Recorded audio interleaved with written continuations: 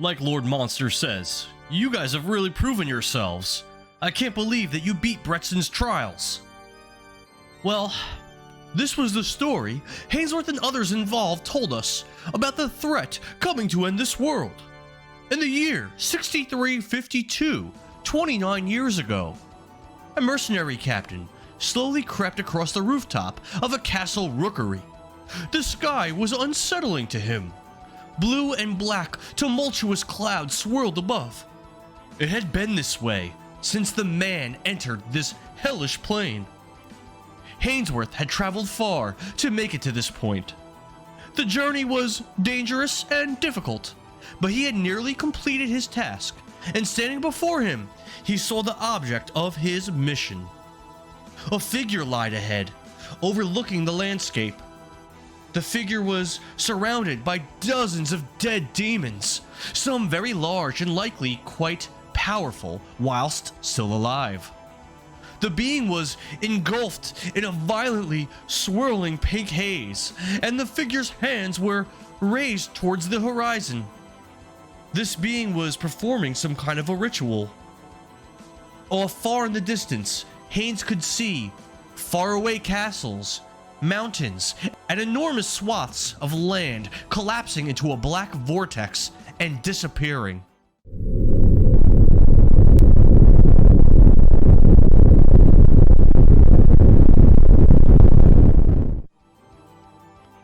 Did this have something to do with the ritual of this strange being? Hainesworth wiggled his thick, mustachioed upper lip and thought to himself, "What have I gotten myself into here? Is all this worth it? Much rides on the word of a demon." The mercenary captain thought back to the visitor that led him to this accursed place. Months earlier, Hainesworth awoke with a start. His night was full of debauchery, women, drugs, drinking. He and his band of mercs celebrated another successful mission. As their success continued, their hunger for wealth and women, as well as drink and treasure, grew at a terrifying rate. Normally, he slept like the dead after a night like that. But a presence rattled him to his very core and startled him awake from his deep slumber. He looked ahead and saw a figure standing in the doorway. "Brother, show yourself," Haines hailed the intruder whilst deftly sliding his hand under his feather pillow, gripping his hidden rapier. The figure slowly entered the room. He wore a brown cloak with a hood that covered most of his face, but Hainesworth could still see it. This figure was a red-skinned demon with small black horns protruding from its forehead. "Hello, young captain. I serve the demon lord, Damien. You can call me Armageddon." "What do you want from me, creature?" asked Haines. "I came here at the request of my master. We heard tale of a human in these lands that is impervious to mind control, illusions, mind reading, telepathy, any kind of mental powers. It is very important that we find him. Are you that man?" asked the demon. Hainesworth wiggled his mustachioed upper lip and thought for a moment. "Why do you seek such a person?" "I have a proposition for him. Damien, my master, desires a certain artifact that is possessed by another. I would ask this man to travel to a faraway place and to help us obtain this relic. If he does this, Damien would forever be in this man's debt, which is a magic treasure beyond any mortal man has ever seen, would be the reward for retrieving this very special item. We will make this man richer and more powerful than any king in this material plane." "Brother, this man you seek, look no further for him. It is me." "Will you accept this proposition and follow me to the artifact I spoke of?" Hainesworth thought for a brief moment. He imagined gold coins raining from the sky, naked women piled high in a feather bed, and the high lords and kings of the world bowing down to his unmatched power. I accept. The demon before him smiled. I will give you 1 month. You must assemble a formidable team of mortals to aid you in your task. The place you are traveling to swarms with demons and other horrors, many of which wouldn't be sympathetic with Damien's plan. Due to the nature of the foe we face, none of Damien's thralls know of this mission aside from myself. This seems unnecessarily difficult to me. Your master's men should be informed, so they let us pass unmolested. I'd hate to have to slay them before collecting my reward. It must be this way. The current holder of the relic, he can passively read minds and detect hostile intent. If any near him are wary to our plot, the relic holder will instantly become privy to it. And he is much too strong to confront directly. He must be approached with stealth and subtlety. That is why we sought you out. Only you can retrieve this item for my lord. Hainesworth smiled. I was raised in the abandon, brother. Sneakery and thievery are needed for survival there. That and cunning, strength, ruthlessness. I possess all these traits, my friend. Armageddon turned and walked towards the door. 1 month. Be ready. How will I find you when I've finished gathering men? You won't. I'll find you.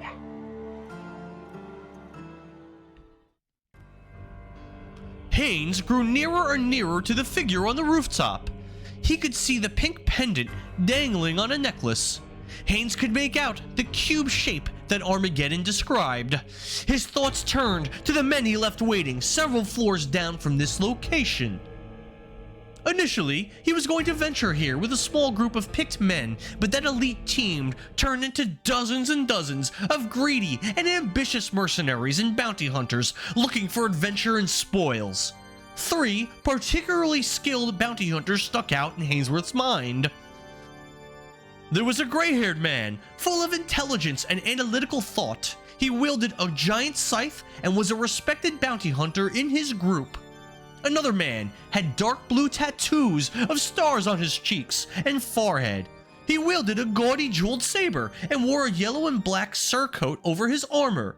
This man was a competent bounty hunter and carried pouches of dust with him that he threw at his opponents in battle. This dust caused hallucinations and illusions to those that breathed it in. The last bounty hunter in the group was a muscular swordsman with flowing blonde hair and a bristly blonde beard with thick blonde sideburns. He was famous for defeating each bounty contract with a single blow from his sword. Hainesworth had hoped to recruit the best bounty hunter in the abandon, a man named Bjorn, but Hainesworth had been unable to find him in the 1 month that Haines had to prepare. Still, the force he brought to this place was significant. They had silently made their way to this ruined castle led by Armageddon, and only had to slay a small number of demons before arriving at their destination. Hainesworth crept closer and closer to his prey, keeping one hand on the rapier on his sword belt. The pink haze surrounding the form in front of him was swirling and wavering like some kind of powerful aura. He could see an abnormally shaped, bulbous whitish head.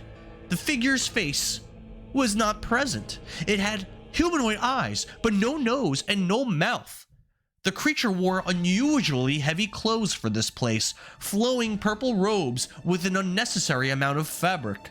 How could it be that cold with only this slight chill? Hainesworth wondered. Haines was crouched low and slowly edged forward. The creature should be aware of his presence by this point, but it was just as Armageddon said it would be. The being was focused on its ritual and was complacent. Why worry about oncoming threats when you could passively read the minds of anyone near you?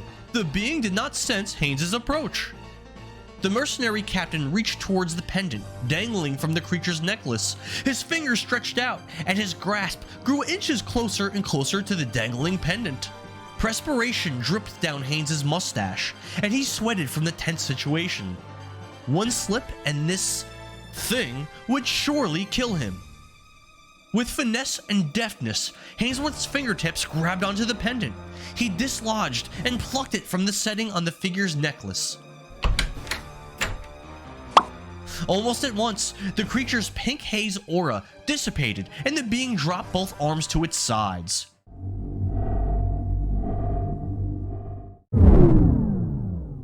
It stared at Hainesworth and made an indiscernible facial expression. It appeared to the mercenary that the creature was trying to speak, to communicate with him somehow, yet it had no mouth.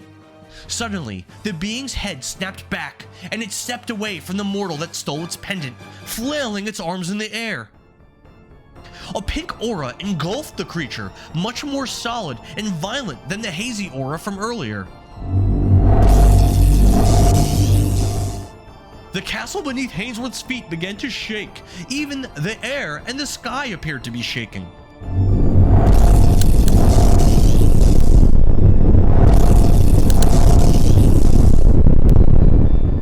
The aura surrounding this being grew larger and larger.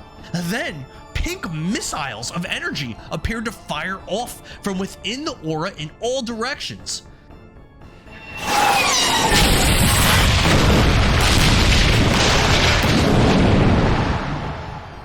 Some fired off into the sky and towards the horizon and seemed to ripple through space and disappear, while others careened downwards and smashed through the stones and castle walls beneath them.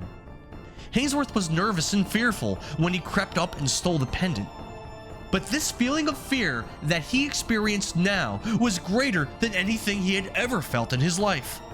Haines turned back towards the rookery stair and bolted back towards his men. He descended back down to where they awaited and greeted them. "Brothers, come on, let's go. I've got it." Armageddon and each mercenary were holding their ears and wincing, cradling their heads. The gray-haired bounty hunter asked him, "Captain, how can you bear that horrible screaming? I feel as though it's piercing right into my skull." Puzzled, Hainesworth gave a command to his companions. "I hear nothing, my friends. Let's move out."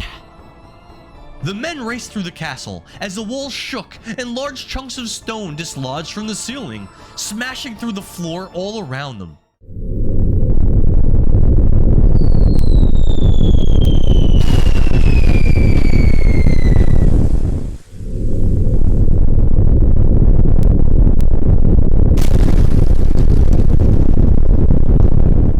The doors in this building were rather narrow, and it took time for the sizable band of men to navigate through them.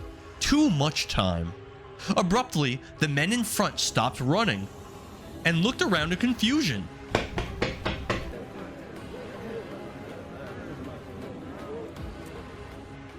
"Brothers, hurry! We must make it back to the abandon before we are pursued," Hainesworth said, but then he realized the shaking had ceased.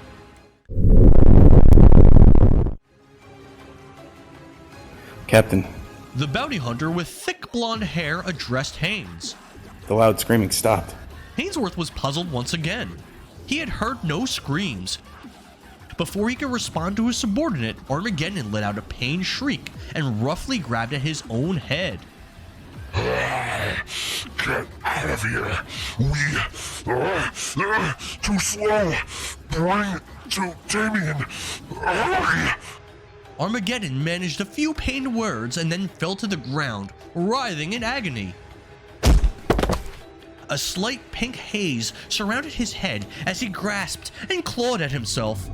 Blood flowed as he sliced at his cranium with razor-sharp demonic claws. Hainesworth and the bounty hunter with the star tattoos on his face bent down to scoop up their guide, but the pink mist around his head enveloped his whole body, turning more solid, then violently pulsed in an energetic pink wave. The tattooed bounty hunter, realizing they needed this demon to escape back to their plane, roughly shook Armageddon. What's wrong? gotta go. We need you. Get up. The pink aura surged and a jolt of pink energy flashed, knocking Hainesworth and the bounty hunter a few feet away from Armageddon.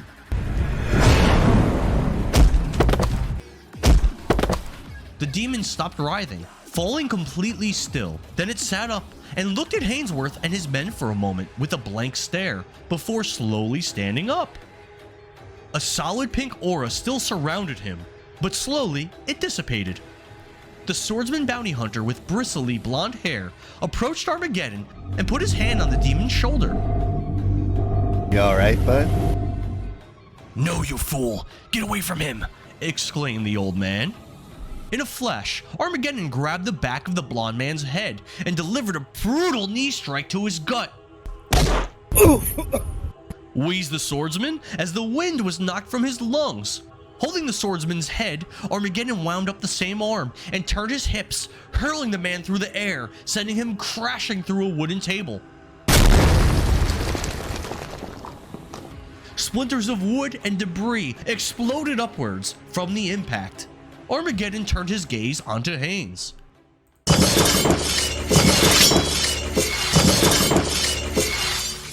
The sound of dozens of blades unsheathing in unison echoed through the drafty room. The old man bared down on the demon from the left with his giant scythe, while the saber-wielding tattooed man came from the right.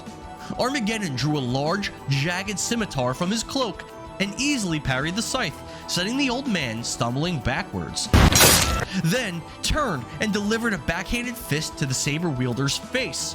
The man fell backwards and rolled several times on the dusty floor from the impact of the blow. Without missing a beat, as he stopped rolling, the tattooed man got to one knee with the momentum of his fall and produced a small leather pouch in his hand. He untied the pouch and emptied some of the multicolored powder into his palm. Then the man stood and jerked his body towards his enemy, blowing on the dust. The fine powder jettisoned through the air, and a cloud of the dust covered Armageddon.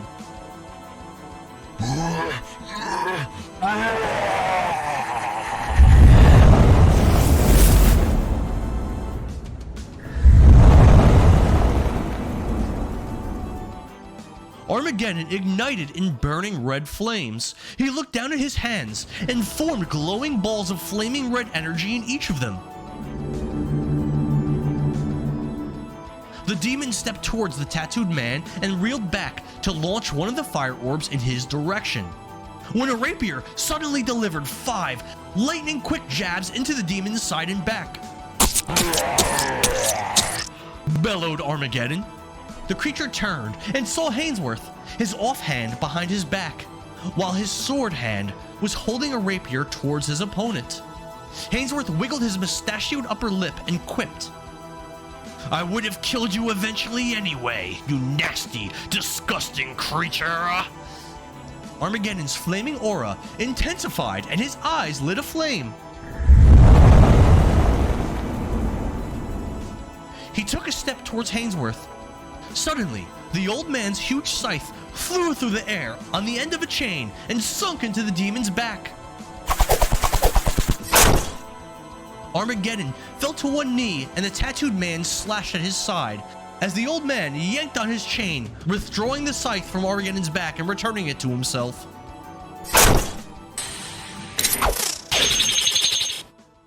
The demon turned and hurled one of its fire orbs in the tattooed man's direction. The man easily dodged out of the way, and the orb slammed into a wall at the far side of the room. Flames erupted from the impact, and the walls and furniture began to ignite. Hainesworth's rapier delivered 3 more precise stabs into Armageddon's ribs on the opposite side of him. The creature toppled over, cradling his many wounds. The gray-haired bounty hunter stepped forward and raised his scythe high into the air, ready to deliver the fatal blow.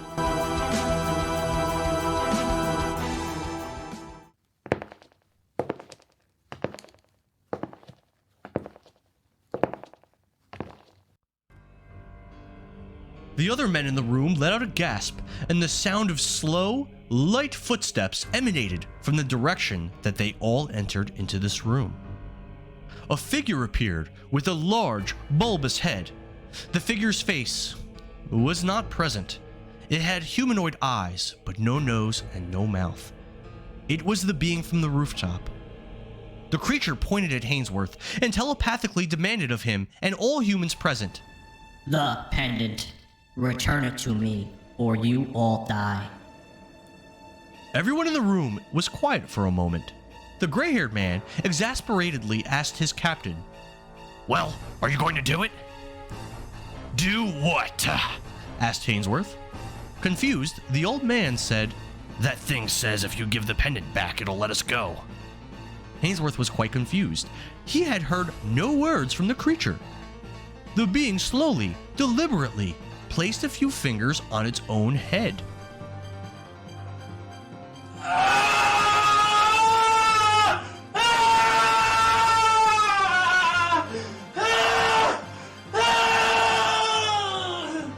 Suddenly, the gray-haired man started screaming, clutching his cranium.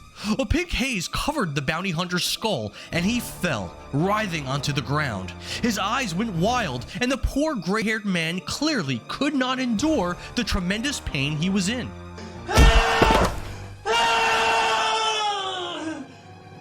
Hainesworth and the others were horrified at the scene, frozen in fear.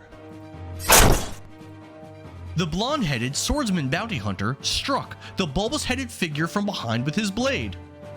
The blow had no effect at all, but the pink haze around the old man dissipated. The gray-haired old man still rolled on the ground. The poor wretch immediately began muttering nonsense and cackling like a lunatic, clearly in excruciating misery.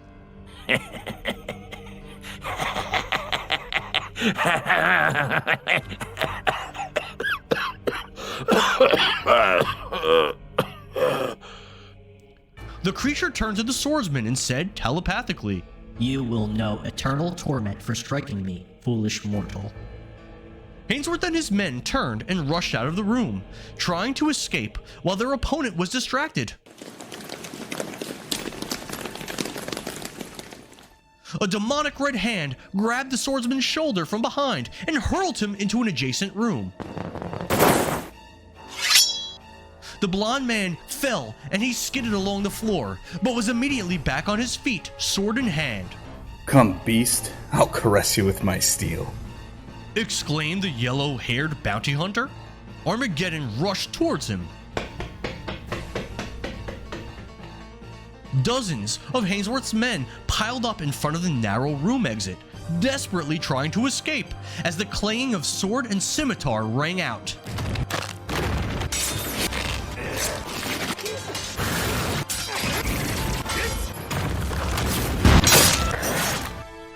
The being slowly walked towards the band of mercenaries and bounty hunters, and as he did so, he had two fingers pressed deliberately to the side of his head.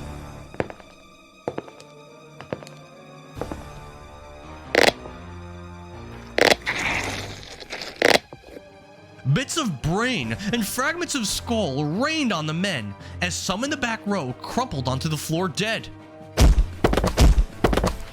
Their heads bursted open, one at a time, before they fell. Hainesworth's men began to scream in absolute terror. Oh my God! Get the fuck out of here! You gotta get the fuck out of here. Oh my God! Run! Get the fuck out of here! The being continued to slowly walk towards the group of fleeing men, taking slow, deliberate steps.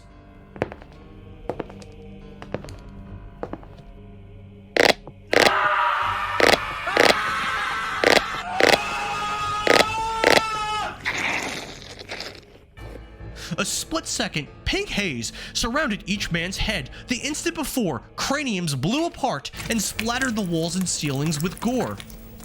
Hainesworth and the man with star tattoos on his face ran, carrying the old man out the front gates of the castle, flanked by his mercenaries that survived the massacre inside. They ran as fast as they could, away from the castle and the being pursuing them.